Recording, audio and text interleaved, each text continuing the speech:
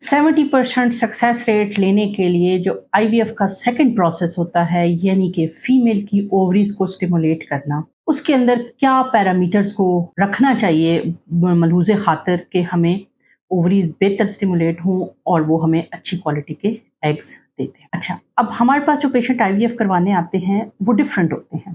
किसी की as 40 years है, किसी की 32 है, किसी की 25 है, किसी की मिक्स एज ग्रुप के पेशेंट आते हैं, लेकिन फैक्टर हर किसी का मुख्तलिफ होता है। कुछ पेशेंट इसलिए आईवीएफ करा रहे होते हैं कि उनकी ट्यूबें बंद हैं। कुछ पेशेंट इसलिए भी आईवीएफ करा रहे होते हैं कि कोई वजह नहीं है, सब कुछ ठीक है लेकिन नेचुरल प्रेगनेंसी नहीं हो रही। कुछ पेशेंट इसलिए आईवीएफ करवा रहे होते हैं कि उनके अंडों के रिजर्व थोड़े रह गए होते हैं और वो अब मजीद टाइम ज़ाया नहीं करना चाहते। कुछ पेशेंट इसलिए आईवीएफ करा रहे होते हैं कि फीमेल पार्टनर बिल्कुल परफेक्ट है लेकिन हस्बैंड के स्पर्म इस काबिल ही नहीं है कि नेचुरल प्रेगनेंसी कर सके। कुछ पेशेंट इसलिए आईवीएफ करवा रहे होते हैं कि अब उनको बेटे की ख्वाहिश होती है और वो अपनी फैमिली को बैलेंस करना चाहते हैं। कुछ पेशेंट इसलिए भी इसी की तरफ जाना चाह रहे होते हैं कि उनके पेल्विस के अंदर कोई ऐसी डिजीज होती है, एंडोमेट्रियोसिस या कुछ, जो अंडे बनने के लिए माहौल को डिस्टर्ब कर देती है, जिसकी वजह से एग और स्पर्म फर्टिलाइज नहीं होते हैं और आगे बात नहीं चलती है। कुछ पेशेंट ऐसे होते हैं जो मिस कैरेजेस से तंग होकर आईवीएफ की तरफ आते हैं ताकि जेनेटिकली एक नॉर्मल एम्ब्रियो को रखें ताकि उनके का टेक होम बेबी रेट बेहतर हो। तो बहुत सारी इंडिकेशंस हैं जिसके ऊपर पेशेंट हमारे पास इसी के ट्रीटमेंट के लिए आता है। अब हर पेशेंट का मसला अलग, लेकिन स्टेप पहला क्या है कि आपने ओवरीज को स्टिमुलेट करना है। आपने जब ओवरीज को स्टिमुलेट करना है तो आपने ओवरीज को स्ट्रेस नहीं करना, यानी कि कोई ऐसी मेडिसिन यूज नहीं करनी है जिससे ओवरी स्ट्रेस में हो और वो कच्चे मच्चे अंडे बना दे आपको। आपने हर पेशेंट को इंडिविजुअलाइज करना है। 2 प्रोटोकॉल इस्तेमाल होते हैं ओवरी को स्टिमुलेट करने, लॉन्ग प्रोटोकॉल और शॉर्ट प्रोटोकॉल। लॉन्ग प्रोटोकॉल का फायदा क्या होता है कि एक तो ये नाम से ही जाहिर है, थोड़ा लंबा होता है। दूसरा इसका फायदा ये होता है कि ये प्री मिच्योर ओवेरियन रिलीज को या प्री मिच्योर फॉलिकुलर रप्चर को नहीं होने देता। पुराना तरीका इलाज है लेकिन कुछ मरीजों के लिए बड़ा कारआमद है। लेकिन दूसरा तरीकाकार है short protocol of IVF. Short protocol का ऑफ आईवीएफ का ये ना फायदा है, एक तो ये शॉर्ट होता है, दूसरा इसका फायदा ये है कि कंट्रोल बेहतर होता है, ओवेरियन हाइपर स्टिमुलेशन सिंड्रोम के चांसेस इसके अंदर कम होते हैं। तीसरा, इसके अंदर जो इस्तेमाल होने वाली दवाइयां हैं वो थोड़ी महंगी होती हैं, एक्सपेंसिव होती हैं और कई दफ़ा शॉर्ट भी हो जाती हैं। लेकिन हर पेशेंट ना शॉर्ट प्रोटोकॉल को रिस्पॉन्स करता है ना पेशेंट लॉन्ग प्रोटोकॉल को रिस्पॉन्स करता है। आपने पेशेंट को देखना है और उसका प्रोटोकॉल डिसाइड करना है और वो आपकी इनफर्टिलिटी कंसल्टेंट होती हैं जो फीमेल डॉक्टर, वो आपका डिसाइड करती हैं, यानी कि ये रिस्पॉन्सिबिलिटी आज फर्टिलिटी आईवीएफ सेंटर में मेरे ऊपर होती है। उसके बाद पेशेंट को कौन सी दवाई देनी है, अब इसमें सॉल्ट भी इम्पोर्टेंट होता है और कंपनी भी इम्पोर्टेंट होती है। अब इसमें ये चीज़ है कि पाकिस्तान में अभी तक कोई एक कंपनी भी ऐसी नहीं है जो रिकम्बिनेंट एफएसएच पाकिस्तान में बना रही हो। ऐसी कंपनी ज़रूर मौजूद हैं जो बाहर से लेके यहाँ पैकेजिंग कर रही हैं, लेकिन ऐसी कोई नहीं है जो बना रही हो। अब आपने ये डिसाइड करना है कि आपने पेशेंट पे कौन सी दवाई इस्तेमाल करनी है। ये बात पेशेंट को नहीं पता।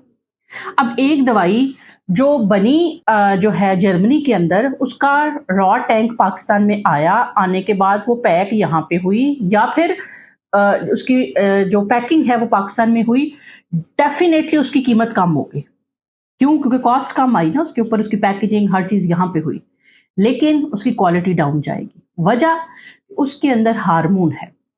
इतने बड़े लेवल में ट्रांसपोर्टेशन के लिए हार्मोन की टेम्परेचर और उस सारी जब सेंसिटिविटी है वो मेंटेन करना पॉसिबल नहीं है।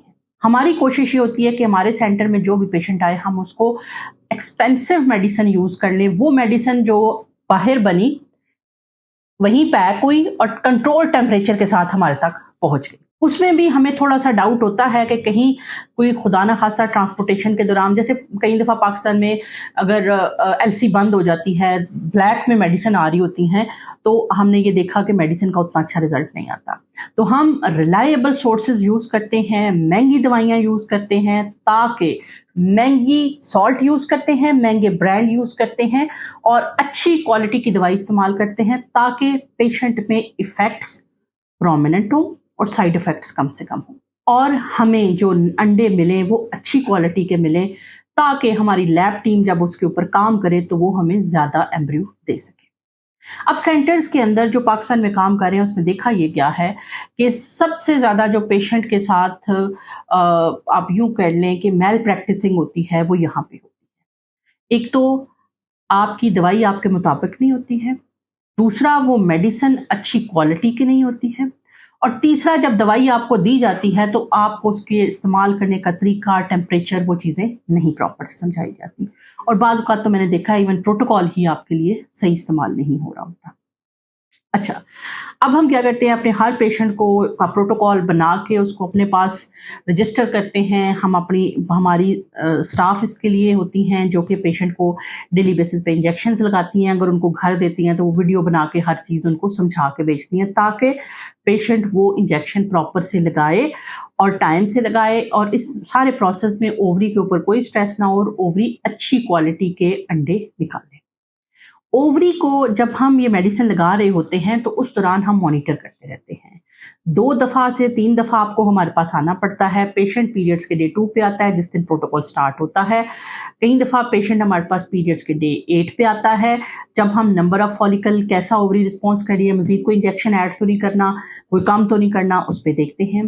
पीरियड्स के डे 12 पे पेशेंट दोबारा हमारे पास आता है, जिसमें हम देखते हैं कि पेशेंट का एग जो है वो अब इस काबिल है कि हमने निकाल लिया या नहीं निकाल लिया। अगर आपने जल्दी निकाल लिया तो आपके एग अभी मैच्योर ही नहीं होंगे तो आपने निकाल लिए, और एम्ब्रियोज अच्छे नहीं बनेंगे।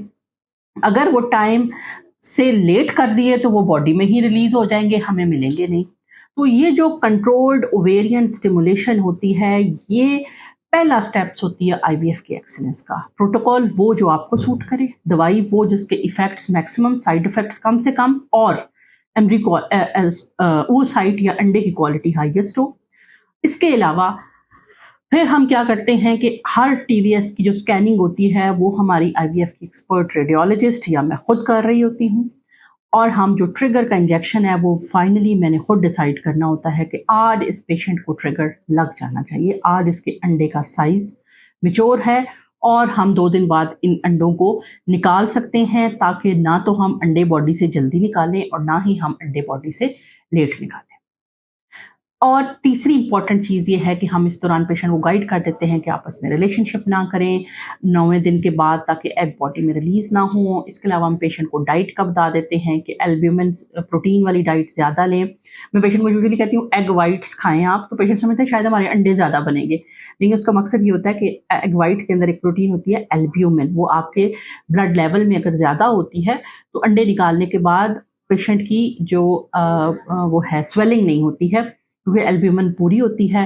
तो हम पेशेंट को इसलिए कहते हैं कि एग वाइट्स ज़्यादा खाएं। ओवरऑल प्रोटीन जो होती है वो फीमेल की वो साइड के स्ट्रक्चर में जो मोस्ट प्रोमिनेंट प्रोटीन होती है वो भी एल्ब्यूमिन होती है, बॉडी में पूरी होगी तो अच्छा जो है वो एग क्वालिटी हमारे पास आएगी। तो ये था second step in IVF excellence, जिसको हम अपनी तरफ से पूरी कोशिश करते हैं कि हम मेक श्योर करें। ये सारा प्रोसेस मेरी अंडर सुपरविजन होता है, under ask fertility and IVF centre के अंदर, और इसके बाद जो अगला प्रोसेस है उसके ऊपर मैं नेक्स्ट वीडियो डिटेल से दूंगी।